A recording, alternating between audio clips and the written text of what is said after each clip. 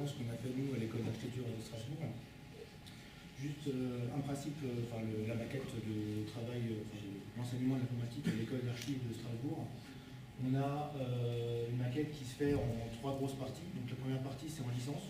On va plutôt s'axer sur les outils, apprendre à modéliser des maquettes numériques pour après arriver à les documenter, mais d'abord on apprend à les modéliser avec SketchUp, Archicad, Rhino, etc. En master, on va aller les documenter et essayer de travailler dessus pour ajouter de l'information. C'est là où on va commencer à utiliser Grasshopper, on va commencer à utiliser les logiciels BIM. Et une dernière entité qui n'est pas encore sur la maquette, parce que ce sera une nouveauté l'année prochaine, c'est en HMO. C'est l'habilitation à la maîtrise d'œuvre à son nom propre. Chez vous, je pense que vous avez les 2 ans de stage. Nous, ça se passe en 6 mois, où on est en 6 mois en alternance entre l'école et une agence, où on va apprendre à utiliser, mettre en place des conventions BIM d'un point de vue opérationnel avec les acteurs du projet. Comment on va mettre ça dans les contrats et comment on va les développer dans l'opérationnel. Donc le BIM, on le met en place, c'est ce que je viens d'expliquer, dans l'ensemble de notre cursus. Et notre premier exemple se base en fin de licence 3, où on utilise des logiciels de thermique directement reliés avec une maquette numérique, donc avec une modélisation 3D issue d'un logiciel type Archicad, Revit, Alplan ou SketchUp, et dans laquelle on va pouvoir directement faire un calcul thermique par rapport à la maquette de départ. C'est la première fois que les étudiants, eux, qui ont eu un enseignement théorique de la thermique, permettent de toucher l'ensemble de la thermique sur leur objet et d'arriver à des résultats. Donc de pouvoir faire varier des paramètres, par exemple changer une fenêtre, une résistance thermique d'un matériau, on peut visualiser, donc là c'est le logiciel Archibizarre, mais bon il y en a d'autres, qui permettent de visualiser directement les ponts thermiques, de pouvoir agir dessus et de travailler. Et surtout aussi de pouvoir retourner sur la maquette, faire les modifications et remettre à jour leur maquette numérique.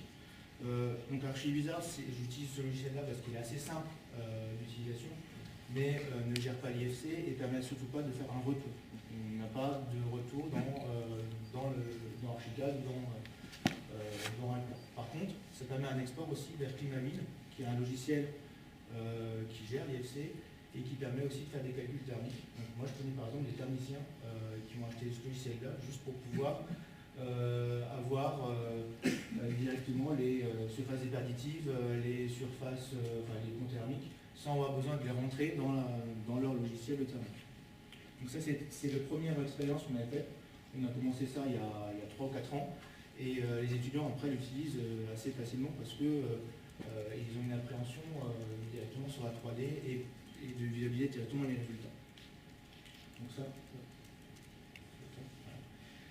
Deuxième exemple, c'est la conception fabrication digitale, qu'on fait aussi à Nancy, mais qu'on a fait aussi nous à Strasbourg, dans laquelle un étudiant va travailler sur son objet et directement après avec des machines d'accommodement numérique. Donc on a des fraiseuses, on a des découpes laser, on a des découpes à cutter, pouvoir construire l'objet qu'il y a à concevoir.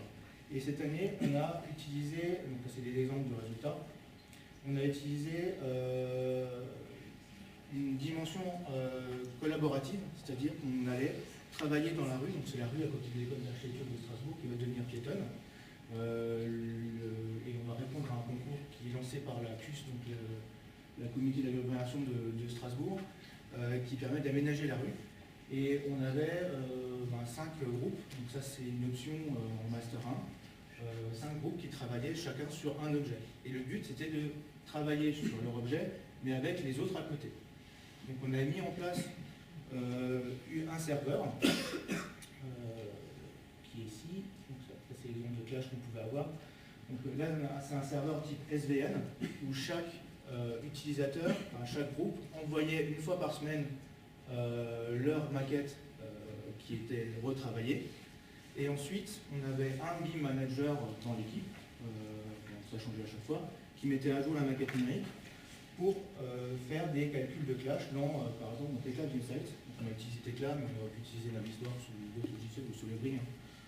Nous, on a utilisé celui-là parce qu'il est gratuit et il permet de pouvoir travailler à plusieurs aussi sur la maquette.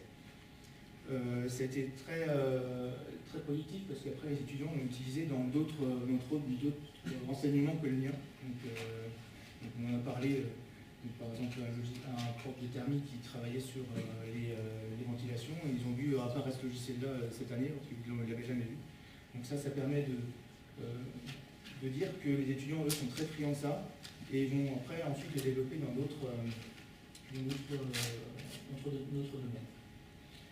Un autre exemple qui est un concours qui a été réalisé par les étudiants, où ils ont fait le relevé de réseau de l'ENSAS pour l'école, et ils ont travaillé à plusieurs sur le projet, donc avec un serveur.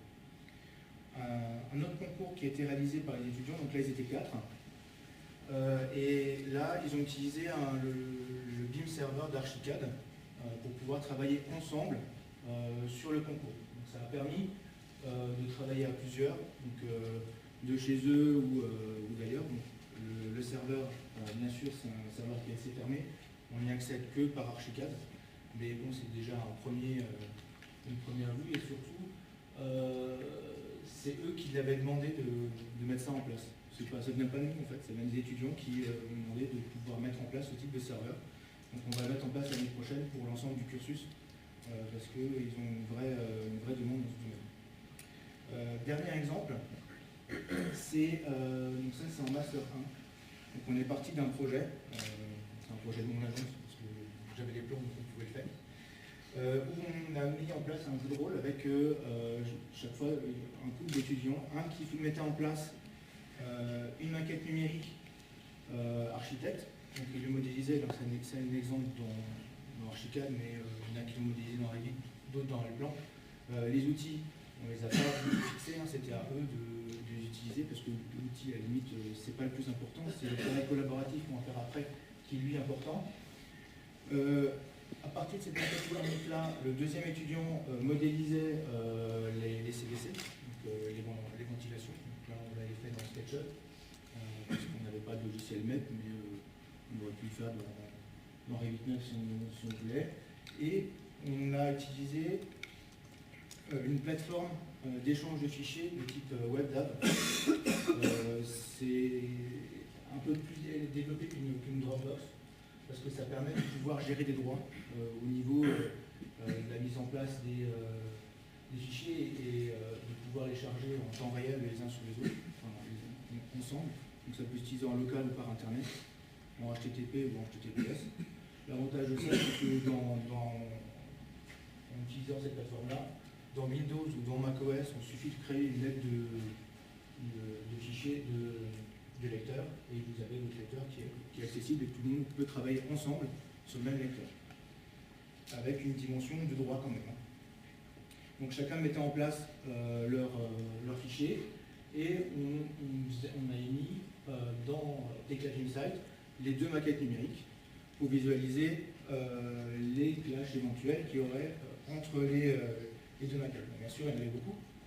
Donc ils ont travaillé ensemble pour essayer de mettre à jour les clashs. Donc dans Tecla, mais c'est pareil, l'outil n'est pas important, c'est surtout le processus qui est important, parce qu'on pouvait le faire dans Navisworks aussi. On peut mettre en place des notes pour l'autre utilisateur. Donc, chaque utilisateur va dire là, j'ai un problème, ça ne va pas. Qu'est-ce que je vais mettre en place pour résoudre mon problème? Est-ce que c'est toi qui bouges ton tuyau en gros, ou est-ce que c'est moi qui vais faire un trou dans le mur? Donc l'exemple, le résultat, donc on va mettre en place la nouvelle maquette. Donc on change le fichier IFC d'une des deux maquettes. On va mettre à jour la maquette en cliquant sur le petit bouton de mise à jour, et on va avoir le résultat qui va être là. Donc c'est un processus qui est assez simple, parce qu'on a juste au départ, même pour ce module-là, on n'avait pas géré des serveurs WebDAV. Pour la petite histoire, on l'avait mis sur le réseau public de l'école. Le problème, c'est que le réseau public a craché. On n'avait plus de résultats. Donc c'est pour ça qu'on s'est dit on va essayer de sécuriser un peu les choses. Et puis voilà. Là, je viens de finir la présentation.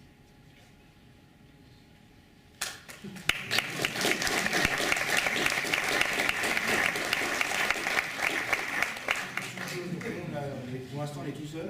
Vous pouvez travailler en collaboratif. Vous pouvez travailler avec vous aussi, ça serait très bien.